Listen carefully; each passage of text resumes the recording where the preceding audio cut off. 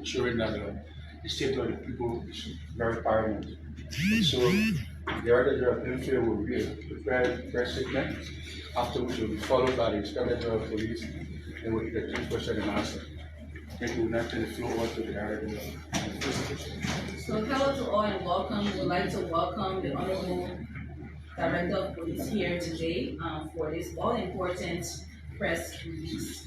As we may be aware, the police a few days ago enforced the wearing of helmets for all bike riders as well as their passengers.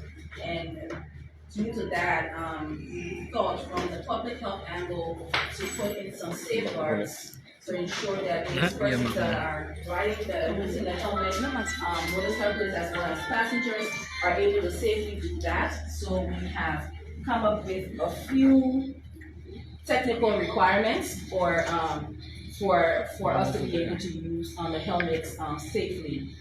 For that, we have a few recommendations, and those recommendations read: all motorcyclists should clean their helmets regularly and disinfect in between passengers' use. Motorcyclists should avoid placing their gloves in the helmets. Passengers should cover their heads before wearing a helmet. Passengers may choose to wear a nose mask for additional protection, and passengers who frequently travel by motorcycles should consider carrying their own helmets and sanitizer spray. So those are the guidelines we've come up with from the public health angle to ensure that those persons that are using the helmets are safe and prevented from disease spread. I will turn it over to the IG and we'll open up for questions. We'll also have some form of dramatization as to how the helmets are supposed to be cleaned in between passengers' use and how you cover your head to ensure that you are protected as a protective barrier between you and the helmet to limit the risk of disease spread. So, Honorable IG, over to you. Thank you ever so much. Good afternoon to all. On May 15, the Liberia National Police commenced the enforcement of vehicle and traffic laws within a special exclusive zone that is between the ELWA junction to the Freeport area. The enforcement has to do with people just complying to the existing laws. It's not anything extra that we are forcing on people. This is something that has been on the books since 1972, even before motorcycles became a more frequent means of transportation in Liberia. And we're enforcing these laws because that's what we should do as police. More so, we are concerned about all of our citizens and those within our borders. We're concerned about their safety, how they move around from place to place. I will re-echo the fact that motorcyclists, they're an integral part of our society, and we're concerned about them. These measures are in connection with their overall safety, because we can't be protecting them from one angle and looking at the unintended consequences that could derive from the good action of the police.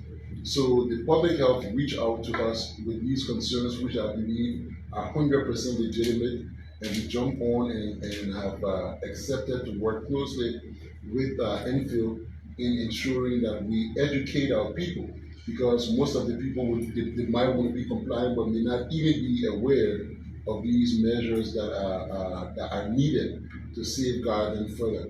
So I want to say thanks to the public health family for this support. We will continue to echo it as we go out, in our different areas. We have upcoming training for motorcyclists. Even though it did not incorporate initially the public health component, but knowing what we know today, we will have it incorporated in the trainings that will be given to them. As we go on with the enforcement, we'll continue to make adjustments that we see necessary. If we see there are further consequences, one of which has to do with the traffic, we are going to be making some adjustments. Nothing good comes easy. This beautiful Liberia we want to see, it comes with a little bit of a pain here and there. I want to apologize to those who spend countless hours in the traffic the other day just to get to work because of the enforcement. But those hours that you spend, they're part of your contribution to the beautiful Liberia you want to see. We are cognizant of the embarrassment that it caused for people, for the economy, and we will make adjustment by Monday. The tactics are going to change. The Deputy Inspector General for Operations is right here. Over the last 2 days, they've done their regular after action review, and they've noticed some areas that have to be corrected to improve the enforcement and to ease the congestion of the traffic. So I want to thank you and stop here. If anybody has got any questions, we'll take them interchangeably. Thank you, IG. Before we get to that, I would just like my deputy for technical services to come in if there's any other thing he needs to add in terms of safety.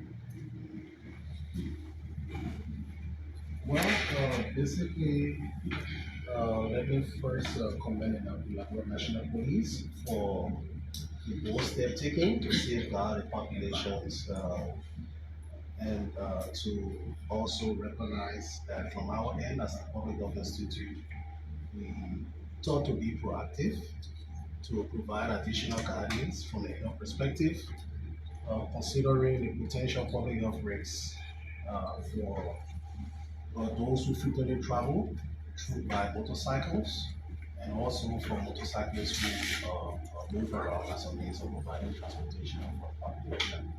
The public health measures and the recommendations are clear, and we, as a public health institute, will continue to work with and support the initiatives that are intended for public safety, but at the same time ensuring that we provide the right recommendation and guidance to ensure effective. National Police for welcoming this opportunity. We look forward to collaborating and partnering with you in this. Thank you. Okay, thank you very much. Yeah, well, basically, in the same vein, we're grateful for this opportunity to work along with you, and the public can be assured of our commitment to this exercise. We're a little bit concerned about the general public own involvement and contribution to this exercise. The riders, the passengers. We observe that a lot of our citizenry are involved in riding on the motorcycles in these zones that should not be riding. We encourage you all to stop because you can just get a ride. And we do not intend to run after a motorcyclist and enjoy any of our citizens. We don't want that, and we want everybody to play by the rules. Thank you. So, thank you. So Ms. James Chesson is going to do for us just short dramatization. But as we see here, this is the required helmet for motorcycles. This is going to cover your face as well as all around, your head, just to ensure that if there is accident, your head is protected. So use this to pretty much save your life. James, can you go ahead? Yes. So I'll be showing what the bike rider and the passenger should do. So like the DJ said, we should always have the disinfectant, the bike rider or the passenger. So what you do is that when giving the helmet, use this sanitizer to spray this part of the helmet like this. This is for both the bike rider and the passenger to disinfect this place. And then, as a passenger, we also recommend that you wear masks. And then a scarf to cover area that will come in contact with the helmet, like this.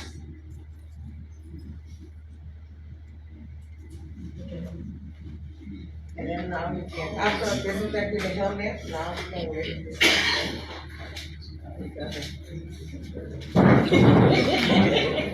Can you see? Yeah. They cover the face.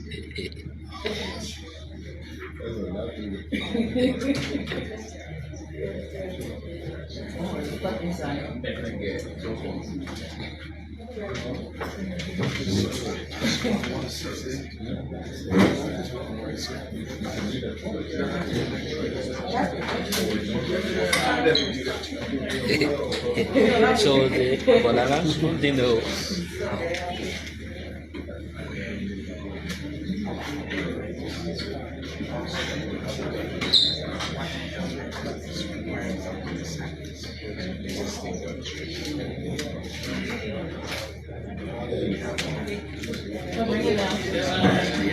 It's okay, it's okay.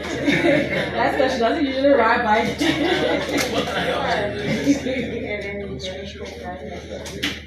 Okay. And just do your plans. So this is it. Okay, thank you.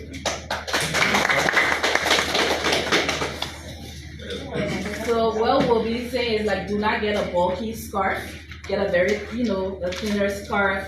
Wear your mask, because if you have your mask on as well as your scarf, it serves as a protective layer between you and the helmet. It's going to be maybe a little difficult for us. It's change. Change is difficult. However, if we stick to it, we will protect our own lives. We're also requiring that, for example, if the motorcyclists are not taking around the hand sanitizers, you as the passenger should carry your own hand sanitizer to ensure that you are able to disinfect the helmets before use. But just through our own interventions and recommendations, technically, get yourself a scarf, wear a mask if you have to, throw on your helmet, and you're good to ride. So again, we want to say a big thank you to the Liberian National Police for being here.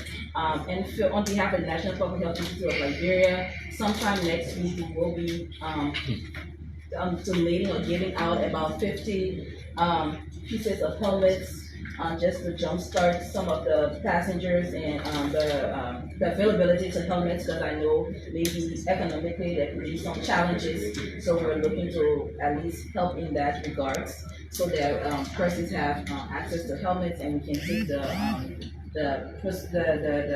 safety precautions that's needed to keep our life safe. When there's an accident, the health system will get burdened.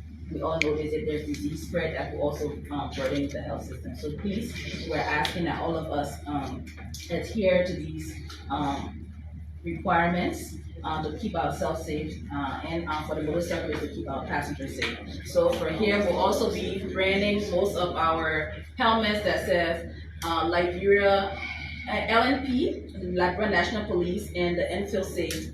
Wear your helmet, save your life.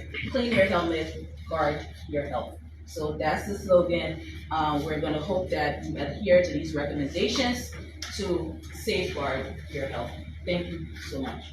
So just before we go into signing, I would like to speak about the helmet. I think you see what is on display here is the kind of helmet that provides you the greatest safety, because it covers you completely. Your entire chin and your head is completely protected.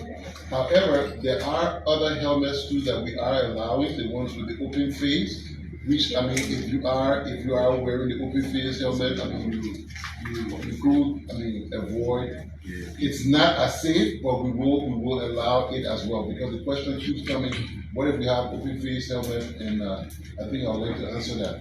The open face will also be permitted, but this is the highest. The most important thing, it must be attached under your chin so that it provides the safety when you fall. So this thing, it's all about safety, nothing else. Safety. The laws are reading for us. We're enforcing them just to keep us safe.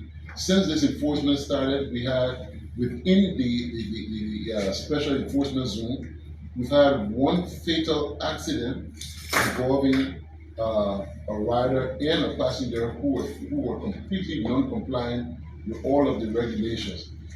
Peace be to their ashes. I just wish, I mean, they had adhered to it, because today, I mean, they probably would not have had the kind of injury that they sustained, which led to loss of life. I'm encouraging people. This is not about anybody trying to just step on your rights or take away your rights from you. It's about keeping you safe to be able to enjoy those rights that people are making you believe that we're trying to take away from you.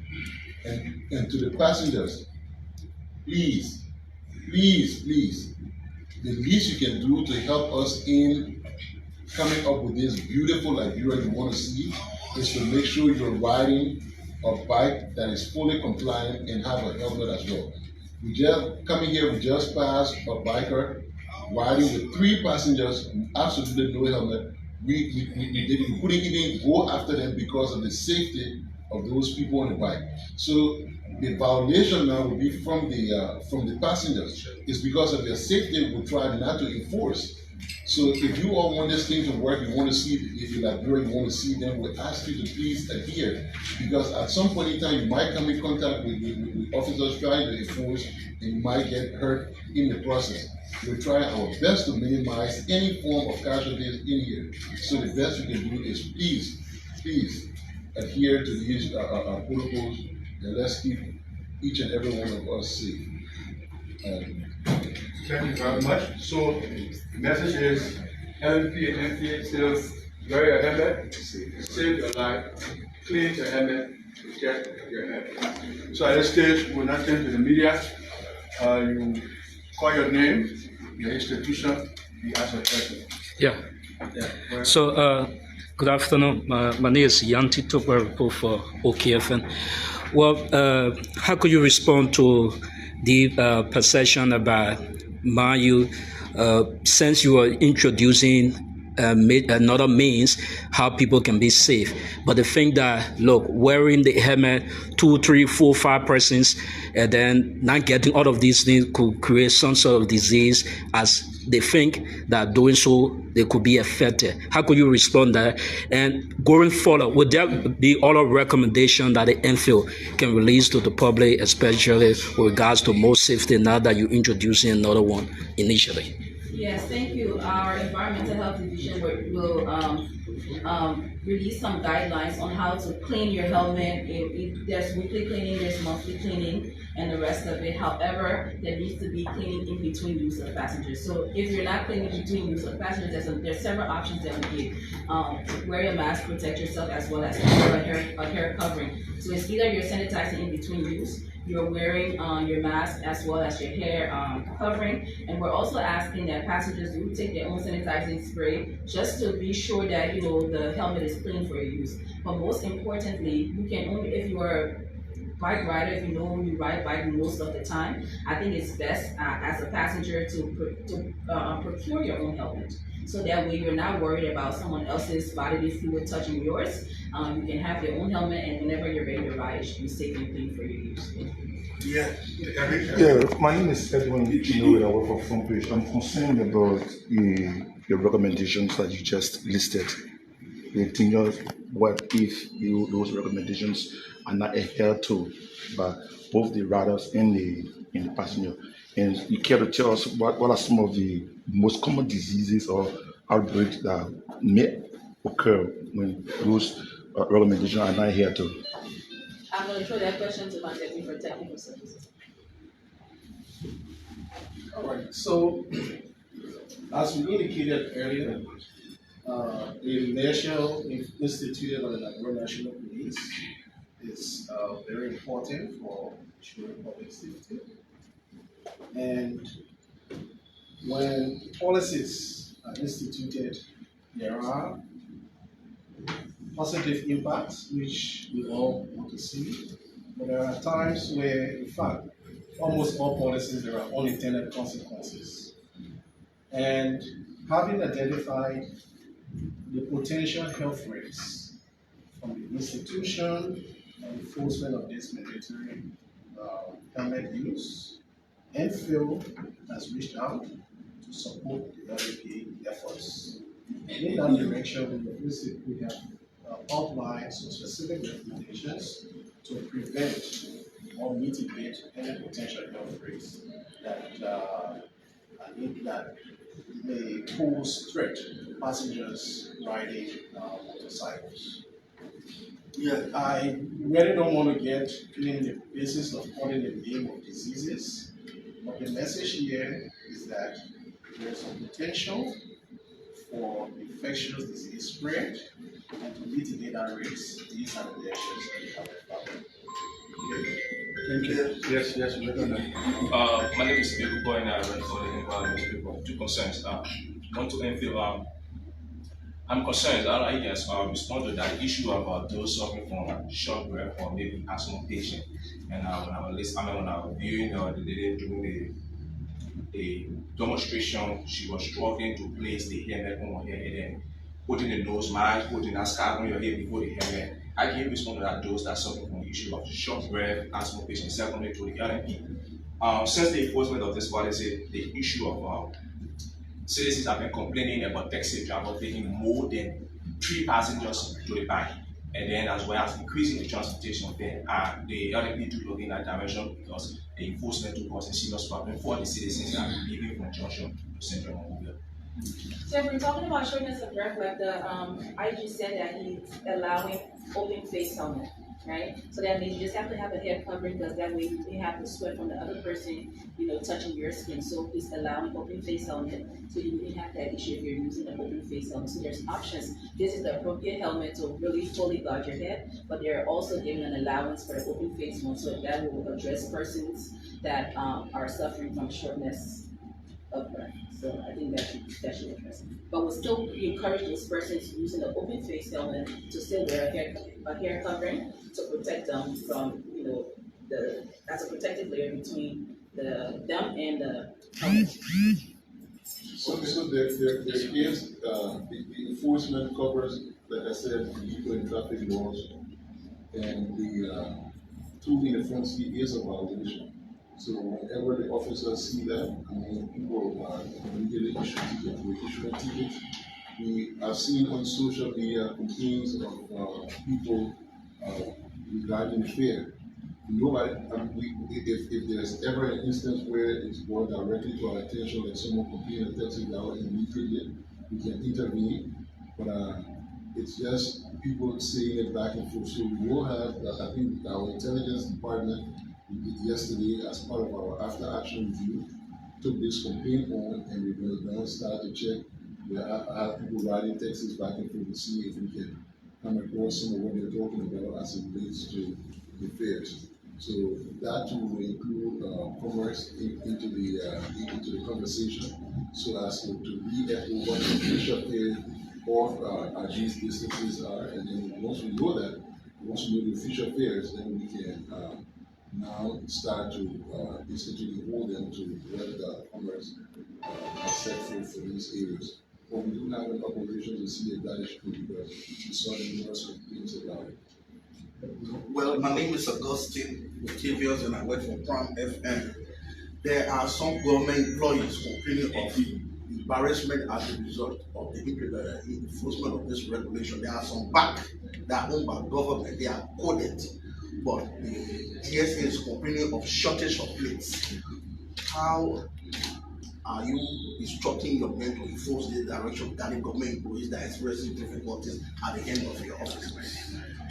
So the government, because we work for the government, as a matter of fact, these laws and these people working in the government is made by the government. It is meant for even the government, people working in the government will adhere to the laws. Our part is to enforce. If I get now, let's do the parking. The parking. No follow. Thank you. Thank you. Why? Thank you so much. My name is Strogon Flammer and I report for Spoon Network. Liberians are concerned. Today you are here collaborating. From the beginning, from the initial stage of this enforcement no-go zone, why you didn't collaborate with NFIL to ensure to provide prior education for bike riders, because they are the ones that are going to be on the field, and for them to be able to spread the message to passengers. Why didn't you collaborate from the initial stage? That's one. Maybe you can manage to handle that. Then the second one is people are importing motorcycles in the country. Liberians are also concerned, motorcyclists are sharing this concern that people are selling motorbikes without the helmet. Are you going to also instruct or make sure that those who are importing motorbikes, they don't sell a motorbike to bike riders without helmets? Okay, so the question about why are we now just doing it? Sometimes the best of intentions come with unintended consequences. We thought in the enforcement part of it, we may have left out the health component because we're enforcers. That's what our first and foremost thought would be around that. However, today is just day 3. This was recognized on day 1, and immediately when we recognized it, we started to collaborate with Enfield. So as a result of our action, there's no known spread of any communicable disease because of this, and these measures are being put in place at the very, very start of the enforcement process. So I don't think it is late. However, I wish we had considered all of these areas. And the thing about it is, I mean, we're law enforcers. Our work is to basically enforce the law. People say, "Oh, why you're loaded people? We don't have buses in the country," and you all started to institute a measure of such.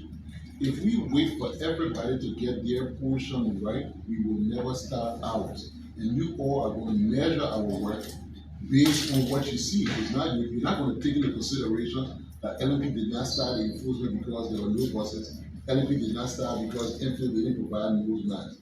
So once we start, it will have a trigger effect. Immediately when we started, Enfield reached out to us. Immediately after the enforcement started, MTA put the first bus on the road, and the second, and the third, and the fourth. So it's now causing other stakeholders along to come online and do their part of it. But if we do not start, if we do not take the leadership role, it's never going to happen. So if one day is too late, I would like to apologize, but we have begun.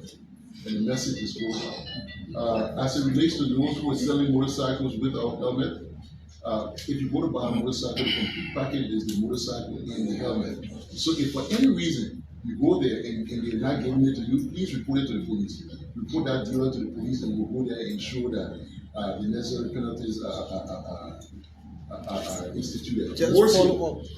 We're now working along with engaging the Ministry of Transport so that the sales of motorcycle cannot just be the bike and the helmet, but that it will be sold with the registration and insurance, so that we don't have to run behind everybody. So once you buy a bike, if you're able to pay that price for the bike, you're paying for full compliance, because the bike will come with the helmet, it will come with the registration, the plate, everything, so that you buy it and you're able to put it on the road. We may not get everything right, but our intentions are good. So wherever we go wrong, as we go along the way, we will make the corrections.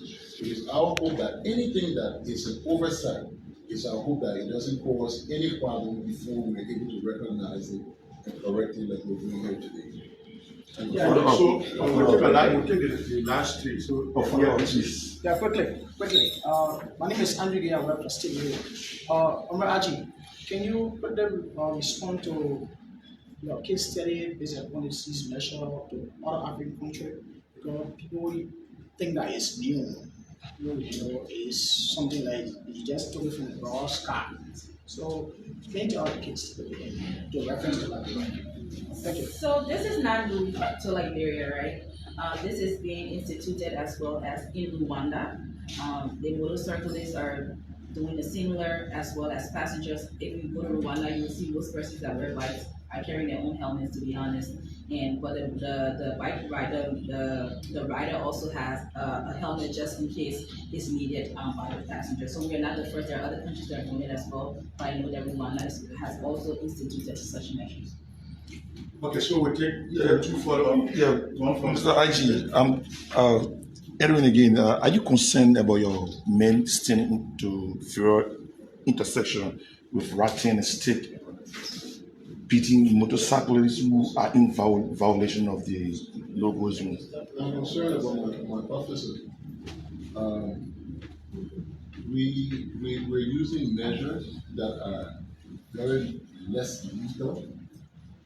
If anyone here in this room grew up in a home that didn't have a ratting and you thought it was not the best measure to correct us, put your hand up.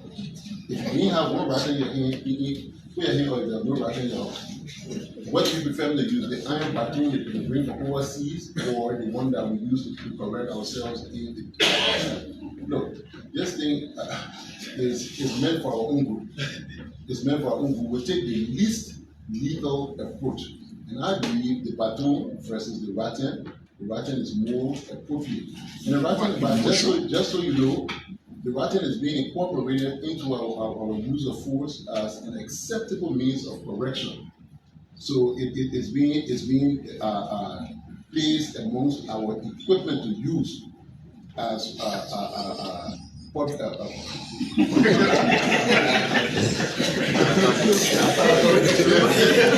talking.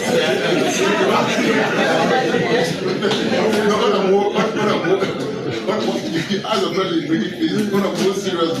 Listen, this is our acceptable means of correction. In a home, every last law of corrector of Latin, nobody used baton to beat us when we were growing up. Here, look, the Liberian poor, honorable people, they're not dogs, they're human beings. They go to treat ourselves. There are just some people who we have to correct, whether we like it or not. There are people who cannot make a decision for themselves, and we have to find a way, a very less lethal way, to be able to correct them. So yes, the officers are authorized, they have the right to not use your baton, because the baton, I mean, is at a whole different escalation level. So the rattan is the least lethal, and it is incorporated in our use of force, and the officers are authorized to use it in this enforcement process and beyond it. Thank you. Yeah. Okay, we'll take this guy. Thank you so much. I'm Daniel Sony from 2FM. This morning, I think over 100 plus police service arrived at the 2FM program this morning. See your interview. They are appealing to the National Police that they should have added time, which is 6 months.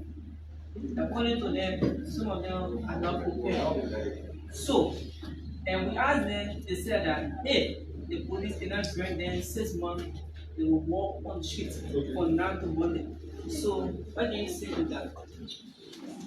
Is there a right to walk on the street? So yes, you can go ahead and walk.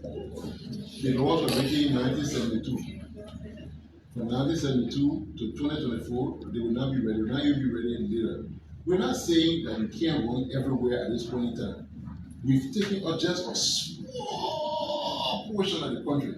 We said this particular zone, let's start the enforcement from here. Let it begin from somewhere. Those who cannot afford it right now, go outside our zone for the next 3 months, run around there, and get money to become compliant. We're not saying don't run at all. We understand the livelihood challenge, but if you're able to run outside of that zone and get compliant, come back in. But let's start. Look, nothing will come easy. We're making sacrifices for tomorrow. We're trying to build a Nigeria we want to see. What are you willing to sacrifice for it?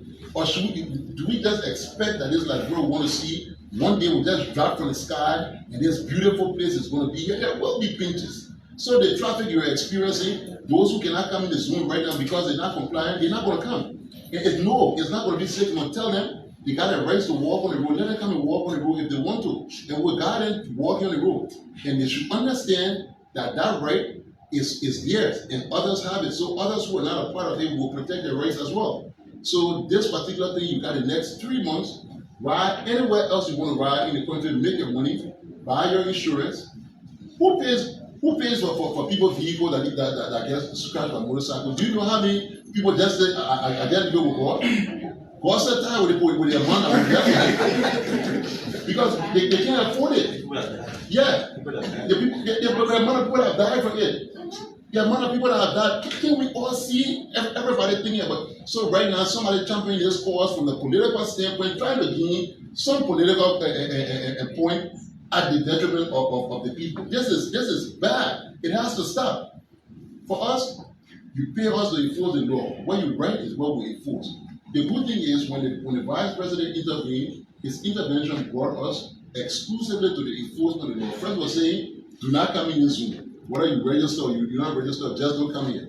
When they intervened, they came back and said, this is what we want. We want to be compliant with the law, but we want to come here. We say, okay, fine, come, but be compliant. Then you come back and say, now you want 6 months. Look, you give a mice a piece of cookie, he's going to want a glass of milk. You give him 6, he'll come out for 9, he'll come out for 12. You start at May 15, and we'll continue from there. I would like to thank all of those who have been very, very cooperative with the police, and most importantly, the officers who are making the sacrifices. Do you know what it takes to even just keep this zone secure? Officers got to be up at 4:30 in the morning just to deploy, to make sure that people are complying with the law.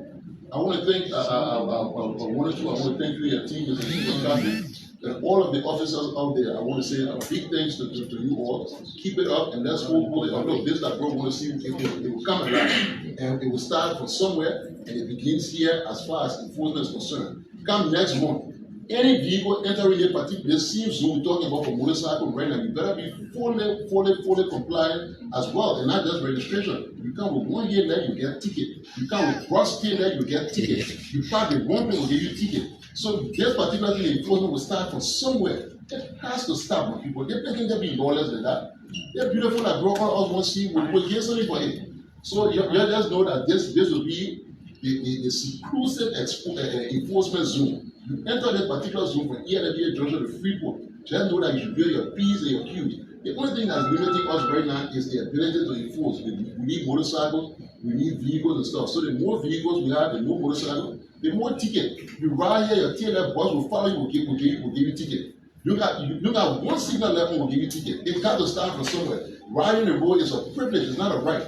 So everybody must be compliant. It is your contribution to the culture of safety. We want to reach a point where we don't have to police people. We want people to be able to do it because it's necessary, because it's what keeps you safe. But until we can reach to that point, we'll make you all do it. We'll make you all do it until the culture is developed. This is, look, in the end, all of us will be fine. And we'll enjoy it, we'll be smart, we will now be proud of our country that when we go to Liberia, it's different. So by the end of June, when the next set of police vehicles arrive, we'll be deployed all around. Just waiting for all your violators back and forth. Soon enter the zone only. Thank you. Thank you. So tell us last question. Yes, so RG, my name is Frederick Q. I have report for ELPC. The public is concerned about the lack enforcement of the safety regulations for motorcycles. You have some alleged violators plying the streets at night. What mechanism is the LNP putting in place to ensure the 24 hours enforcement of this situation? Well, the restriction, the zones, the zones that we're now enforcing, we're trying to keep it as it is, 24 hours. After a certain time, the number of officers that reduced, the guys too, they're not stopping. They're hitting officers. We got 4 officers right now in JFK knocked down by motorcycle, just trying to force their way to enter the zone. Warning people turn back and forth. And then the thing is, people don't see that. When the officers go out and try to enforce and get hurt, it's when they will pick up and start to run all around. And LNP did this. 4 officers now laying in JFK just because they're trying to enforce it. We will keep it up. It's 11 o'clock curfew. It's ongoing for their own safety. What you all don't know is there's been a gang operating this time for the last 2 years targeting motorcycles. They go after them with cutlasses, chopping people off motorcycles. Sometimes they come as passengers, inject them while they're going, and then they take the motorcycles and they just throw their bodies down. Most of these unidentified bodies you find around, they're motorcycles who are victims of it. And if you talk to them, there's one case where they chop one of their entire hand, the entire limb, they chop it off. So these measures are put in place for their own safety. You out there all at night passing around in these isolated areas, these guys are targeting you just to steal your bikes. We're introducing different measures to them. It's up to them to choose it. Try to go for at least pay, even if it's $5 per month, pay for some tracker on your bike. Stay away until we can be able to get this gang under control. Stay off the road. But you got riders, you got passengers exposing themselves to such danger. Look, we will do for the citizens what they're not aware to do for themselves. Until they reach the point that they know that this is for their own group, then we'll slow down. But as long as we don't get there, it's our right. The example I like to give is if you try to commit suicide, we're arrested for trying to take your life. Because why? You're trying to kill a Liberian citizen. So if you can't understand that you're exposing a Liberian citizen to danger, we will correct you to know that there's a danger you're exposing our citizen to. Whether that citizen is yourself. So this thing, let's all support it. I mean, it could be your brother, your sister on that motorcycle the other night. I mean, it was very, very bad. So it's all about safety. These measures will be enforced. 11 o'clock, no bike is to be along the road. We go after them about 11 o'clock and start to arrest them. All of the crimes that are committed here at night, they get away vehicle, motorcycle. You don't have people coming, you got people leaving from Banners, they coming to single to steal. When they get to stealing, they ain't looking for taxi to go, they get on motorcycle and they go right back. They don't come from within the neighborhood. So we can stop the bikes at night, late night, we'll be able to curb the crime. So the curfew is ongoing, the 11 o'clock curfew is for our own safety, it's for our own good, and we enforce it. Thank you. Thank you so much. Thank you. So